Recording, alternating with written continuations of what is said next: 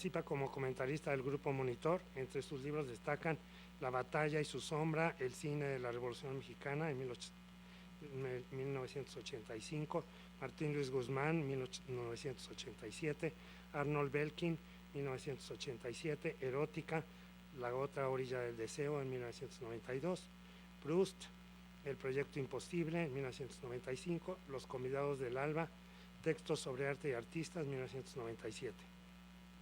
Creo que le falta una enciclopedia del erotismo, ¿no? La pintura de Enrique Estrada, 1998, Soles de la tarde, Relatos de lo instantáneo en 1999 y El secreto de las cosas en 2002. Y obras colectivas como Latin American Visions, 1989 y La postmodernidad de 1991. Entonces dejo con ustedes al doctor Andrés de Luna.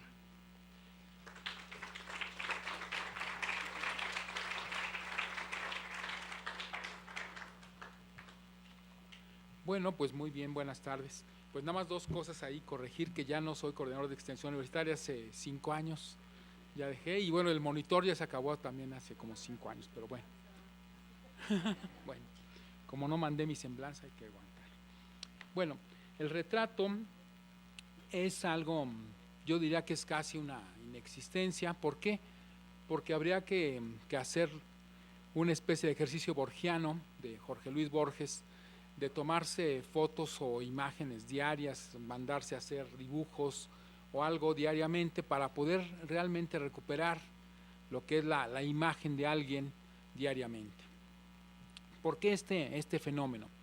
Porque realmente el retrato es una convención, el retrato siempre se liga a esta idea convencional de establecer una especie como de atadura finalmente a ciertos momentos, a cierta etapa, sobre todo ya de madurez de los personajes, y a partir de ahí es como empieza a funcionar. Inclusive vemos una colección de postales que tiene Julián Marías, y Julián Marías lo que hace es precisamente confrontar y comparar cuáles son los retratos que han sobrevivido de tal o cual autor, y realmente los que sobreviven son los que conocemos casi todos.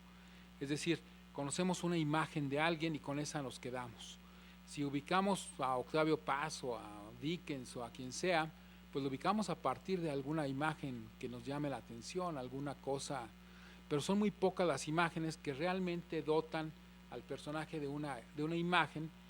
¿Por qué? Porque realmente ahí es donde el personaje más o menos creemos que está.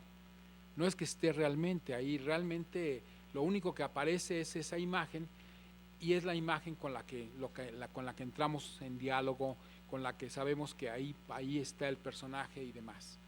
Entonces, bueno, pues con esta idea vamos a trabajar el día de hoy, por lo menos en mi ponencia. Dice así, el retrato está lejos de mostrar una identidad personal. En sí mismo es una paradoja.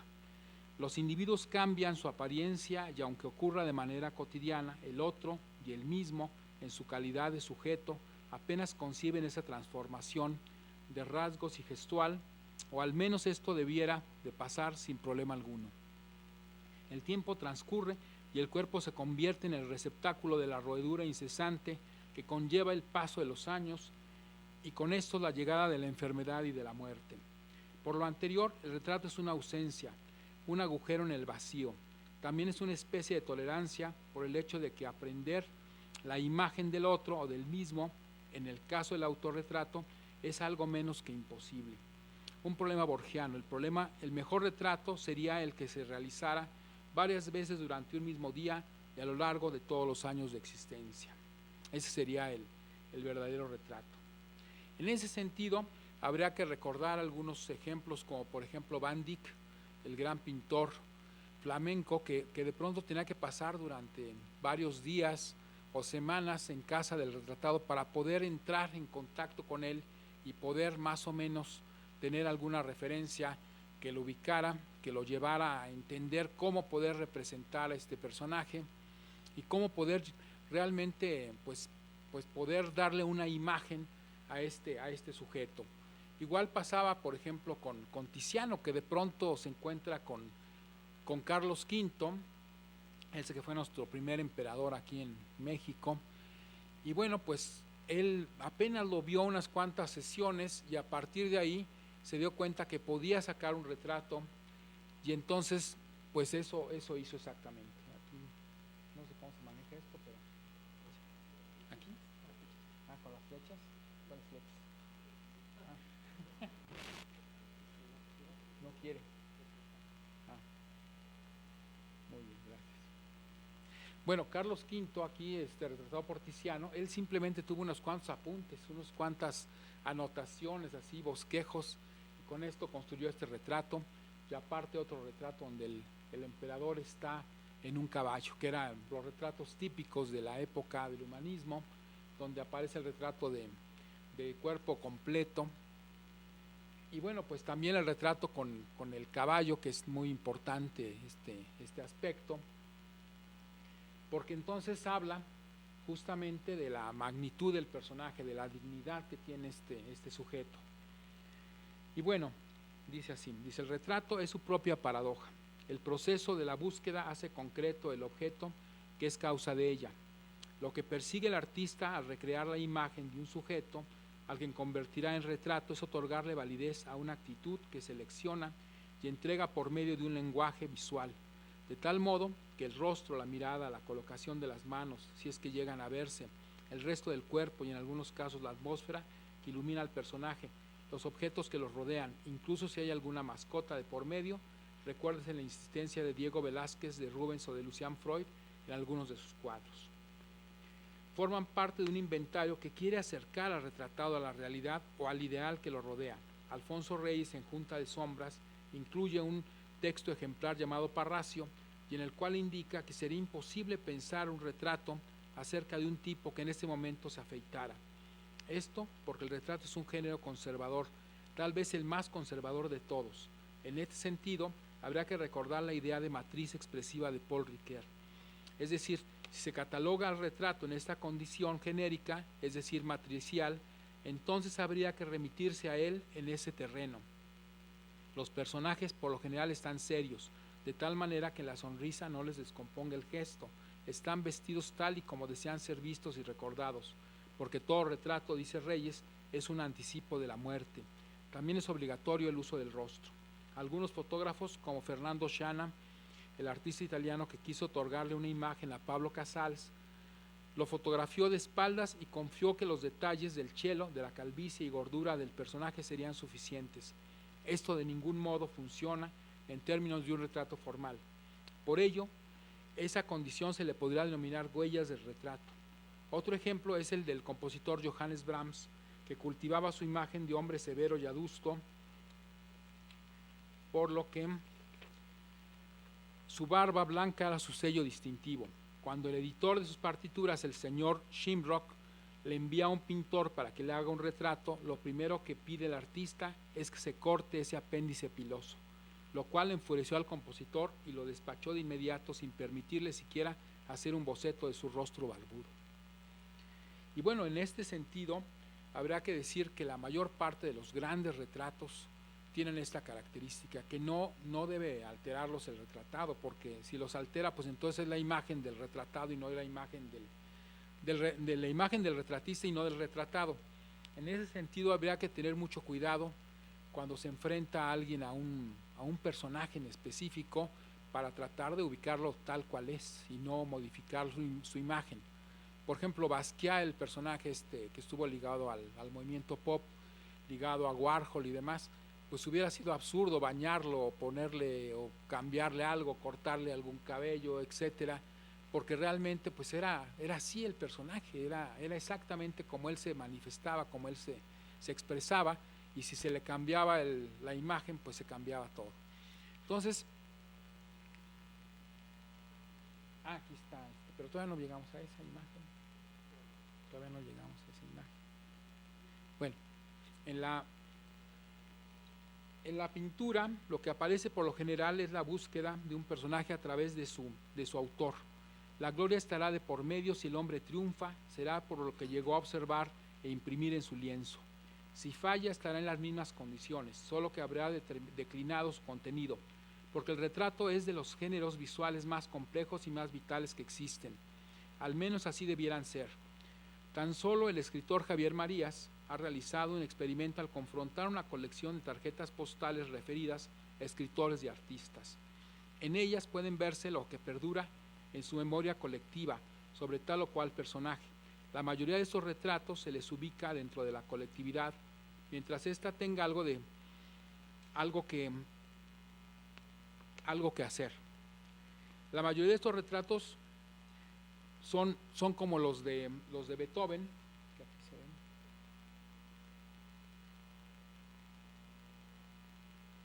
donde por ejemplo solamente reconocemos estas dos últimas fotos que están aquí abajo, porque las demás se nos pasan inadvertidas, o sea, no reconocemos al personaje, no ha crecido el personaje ahí, no ha adquirido la fisonomía que generalmente con la que se le conoce. Porque además vuelvo a insistir en esto, hay una imagen de pronto que se pega al personaje y que ya no sacamos de ahí a este ser.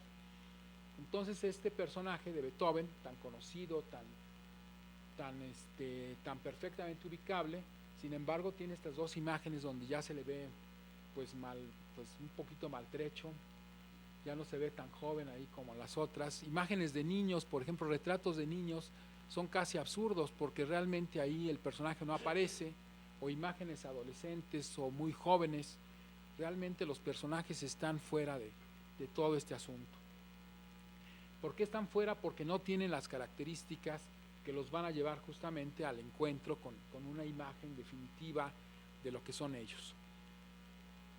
Entonces aquí vemos a Beethoven en este mosaico de retratos.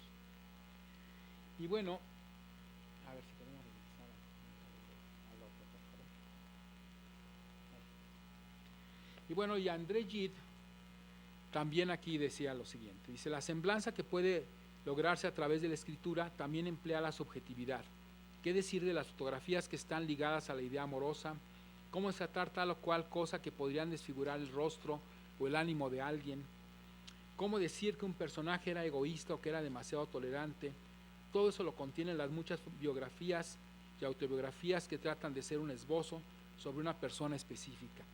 André Gide, en su diario el 29 de mayo de 1914, en el mar Adriático, escribió: calma voluptuosa de la carne, tranquila como este mar sin arrugas, equilibrio perfecto del espíritu, flexible, sereno, audaz, voluptuoso, semejante al vuelo del brillante azul de estas gaviotas, el libre auge de mis pensamientos. El escritor tiene 44 años y está de viaje. Con estas palabras se describe y nos describe una sensación. Su cuerpo y su espíritu están ahí. Pero ¿cómo saber que realmente él está tranquilo y sin preocupaciones? Tenemos que dejar que nuestro impulso goce con estas expresiones para confirmar la relación de Gide con el panorama que observa. La otra parte sería: ¿por qué dudar de lo que dice un autor de la talla del autor de los sótanos del Vaticano? Y aquí está André Gide, y en un retrato que a lo mejor dice muy poco. Este retrato no sé, no está identificado exactamente, pero no se alcanza a ver ahí. No se alcanza a ver. Pero es un muy buen retrato. Ahora, ¿qué tanto dice ese retrato? Es lo que resulta difícil, ¿no?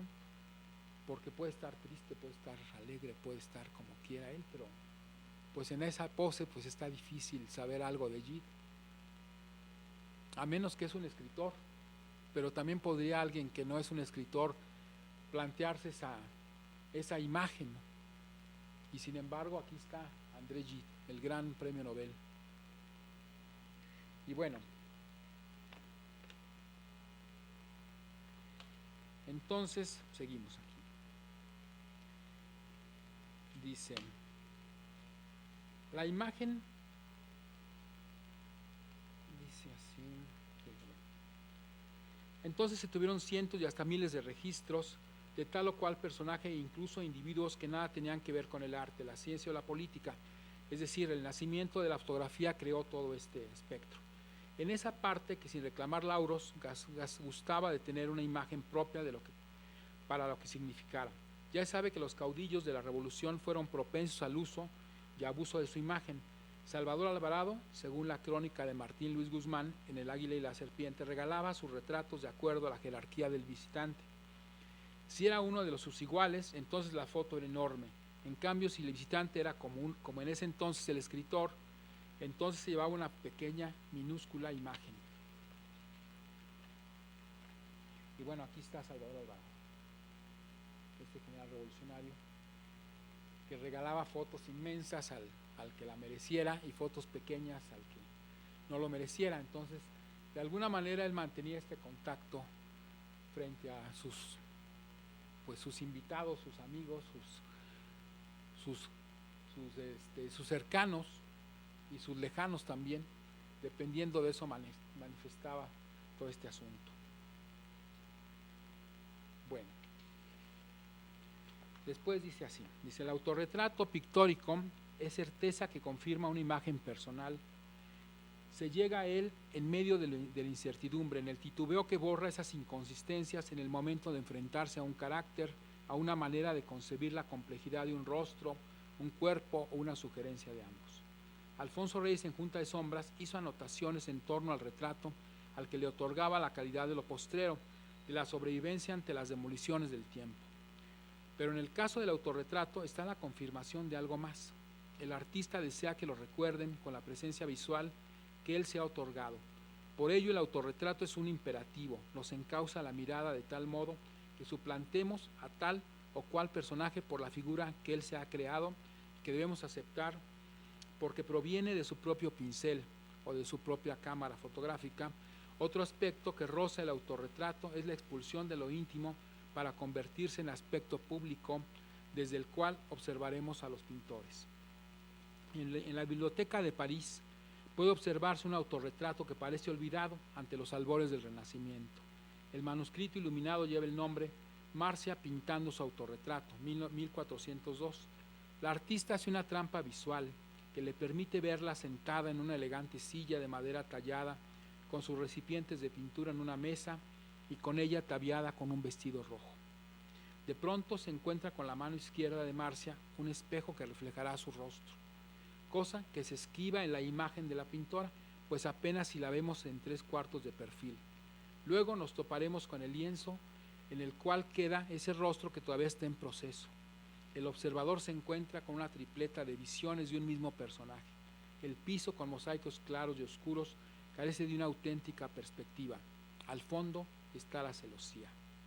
Pocos años después, Masaccio deslumbra con sus composiciones y esos tonos en los que domina el bermejo. En las monedas del tributo, Masaccio se autorretrató como parte del séquito de Cristo.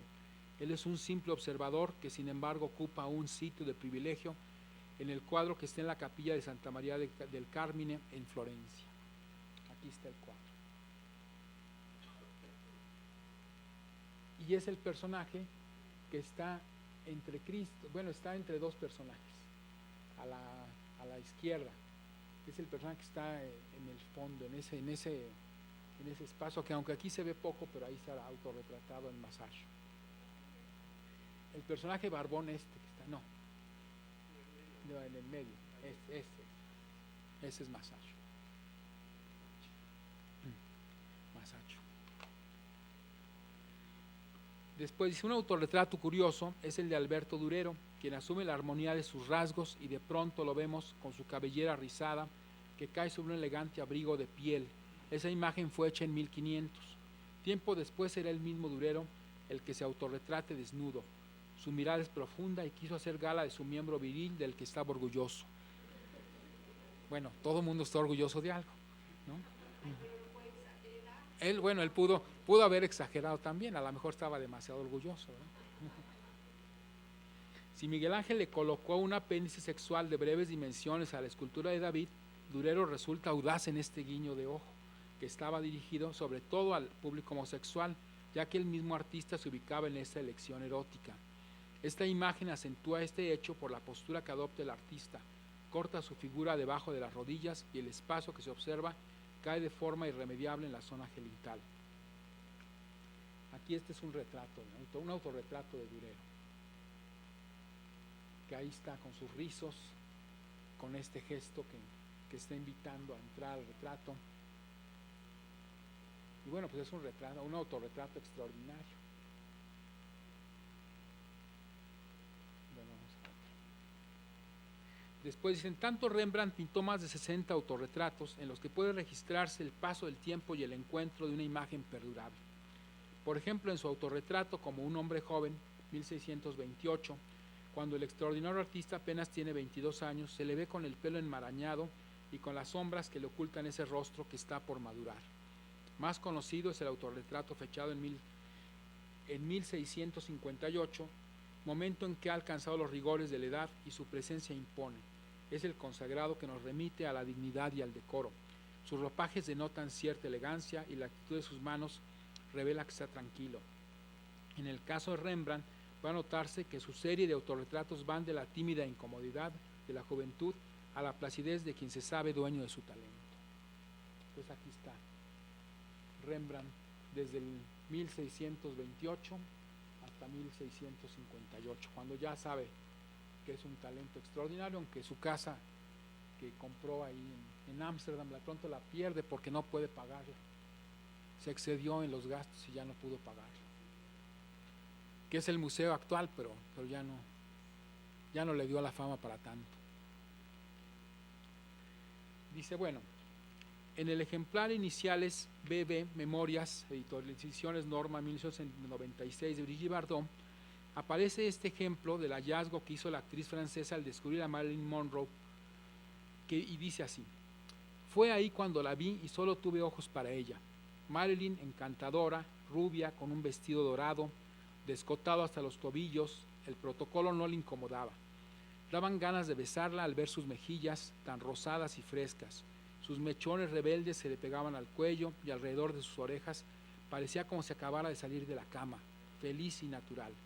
Me encontré con ella en el baño, ya para tirarme un poco las mechas y despeinarlas, y descoser rápidamente el tul que escondía mis pechos. Ella, para mirarse en el espejo y para sonreír a izquierda, luego a derecha, olía el número 5 de Chanel. Yo la adoraba, la miraba fascinada, me olvidaba de mis cabellos, hubiera querido ser ella, tener su personalidad y su carácter. Bueno, ahí Brigitte Bardot lo que hace es hacer una especie como de pequeña semblanza de este personaje de Marilyn Monroe. Vamos a ver ahora. Gracias. Y bueno, pues era extraordinaria Marilyn Monroe, y Brigitte Bardot simplemente se extasió con ella, nada más que no tomó en cuenta varios detalles ahí, que uno de ellos era que no era rubia Marilyn Monroe. Marilyn Monroe ocupaba mucho de su dinero en ponerse de esta forma, incluso de tener problemas realmente graves con su sexualidad, porque se pintaba todo, y todo pues está incluido el todo. Entonces, en aquellos tiempos era muy complicado hacer todo esto, entonces pues, pero bueno, aquí por lo menos se nota la sorpresa en esta semblanza que hace Brigitte Bardot de Marilyn Monroe. Y bueno, y por último vamos a terminar así. El retrato es el más conservador de los géneros plásticos, mientras que el paisaje, el desnudo y la naturaleza muerta sufren modificaciones sustanciales. El retrato parece resguardarse bajo su matriz original, al menos eso es lo que indica la historia del arte. En otros momentos el retrato era un asunto aristocrático para luego convertirse en símbolo burgués. Se elegían diversas modalidades, aunque en general eran unos cuantos cuadros a lo largo de una vida. Sin embargo, la elección ejemplar se dio en los retratos que acompañaron a los sarcófagos o ataúdes romanos. Se elegía el rostro, se pensaba que se pensaba iba a ser la imagen perdurable. Por ello el retratado se cuidaba de pintarse en una etapa de madurez, ni en la infancia ni en la vejez. Esto se garantizaba que el rostro conservara esa permanencia que tiene una vez que se ha pasado la etapa juvenil. El comentario podría ser trivial y sin embargo está lejos de serlo. Y aquí, por ejemplo, en el caso de los caudillos, como insisto, ellos fueron muy propicios a la imagen fotográfica, y Venustiano Carranza también se fotografiaba bajo todas las circunstancias imaginables, incluso estando maltrecho, piojoso, sucio, se retrataba para dejar imagen y testimonio de lo que estaba pasando en la revolución. Entonces esta es una imagen simplemente que dejó Venustiano Carranza, como de las muchas que se recuerdan de él, y donde aparece como aquí sí bañado y aseado y con el bigote limpio y todo lo demás, pero realmente pues es una imagen de este caudillo revolucionario y que nos habla mucho de sus aspectos personales, ¿no? Aquí el uniforme está impecable, todo está impecable, y bueno, pues podría también darnos la imagen si nos lo encontráramos por ahí, aunque fuera también de tamaño chico, grande, mediano, del que fuera, dependiendo de cómo fuera el asunto, ¿verdad? Pero aquí está Carranza, y bueno, esto es lo que yo pienso decir y pensaba decir y pensé decir, aquí está. Y bueno, pues simplemente el retrato es el más conservador de los géneros. Cuando se hacen retratos que no tienen que ver con esas características, simplemente se alejan de la matriz, de la parte original del género, y forman parte también de obras artísticas, pero simplemente el retrato ya no funciona como tal. Eso es lo que yo quería decir. Bueno, muchas gracias.